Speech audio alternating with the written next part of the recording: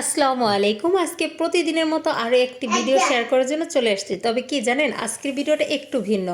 আজ আমি এমন কিছু কথা বলবো যা আমার জীবনের সাথে ঘটেছে বা আমার মতো অনেক মেয়েদের জীবনের সাথে ঘটবে। আচ্ছা, এবার মূল কথায় আসি। ধরেন একটা মেয়ে যদি ভালো একটা ডিসিশন নিতে পারে তাহলে তার জীবন সুন্দর, আর যদি ধরেন ডিসিশন ভুল নেয় তাহলে জীবন অন্ধকার।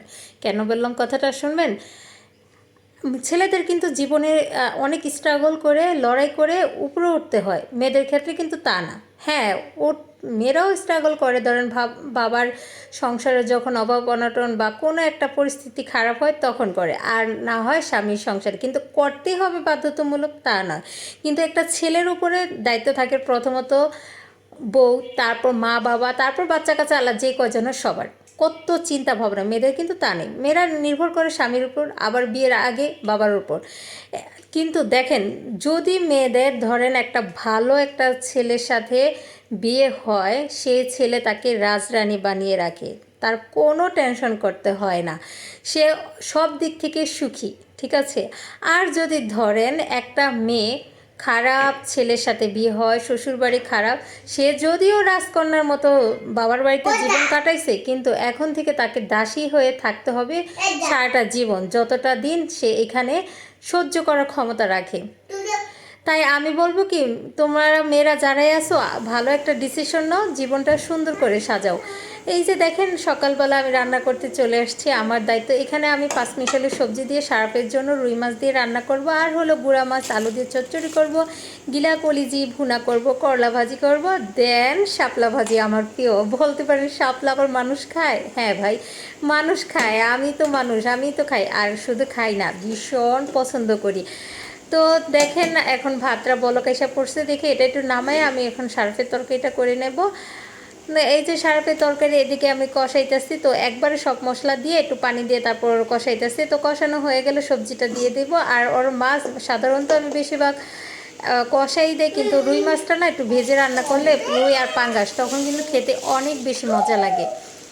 তো আমি এই সারাপের তরকারিটা রান্না করব। আর এই যে দেখেন, শাপলা ভাজি, তারপর করলা ভাজি, তারপর চচ্চড়ি, এগুলো আমার শাশুড়ি করবে, সে এখনও ঘুম আসতেছে। তো তো আমি আগে উঠছি, তাই আমি কাজ শুরু করেছি।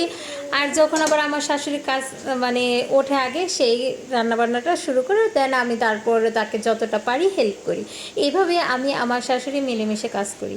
তবে কাজ করার চেষ্টা করি, কিন্তু কি বলবো জানেন, জয়েন্ট ফ্যামিলিতে বড় হয়েছে ভাড়াটিয়ার মতো, তারা যত নিখুঁতভাবে কাজ করে না কেন, তাদের ভুল ত্রুটি ধরবেই। মনে হয় যে তারা জীবনে কোনো কাজই করে খেতে পারবে না, কিছুই শিখে নাই। মানে আপনি যত পারদর্শী হন না কেন, কাজে যত নিখুঁতভাবে করেন না কেন, তবুও সেখানে আপনার খুঁত ধরার জন্য অনেক লোক থাকবে। আর যারা ধরেন একা থাকে স্বামী নিয়ে, তাদের কোনো প্যারা নেই, তাদের জীবনের মতো সুন্দর জীবন আমার মনে হয় না। আবার অনেকেই বলতে পারেন, তা আপনি কি বুদ্ধি দিচ্ছেন, সবাইকে আলাদা থাকবে? না ভাই, আলাদা থাকবে না।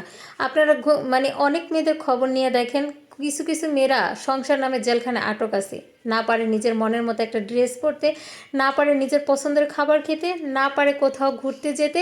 যারা স্বামী নিয়ে একা থাকে, তারা দেখেন স্বামীর সাথে ঈদ আসলে বা ঈদ ছাড়াও শপিং করতে যায়, বাইরে খেতে যায়, ঘুরতে যায়, বাচ্চা কাচ্চার মনের মতো কিছু কিনে দিতে পারে। কিন্তু জয়েন্ট ফ্যামিলির বউরা তা পারে না। কেন পারে না জানেন?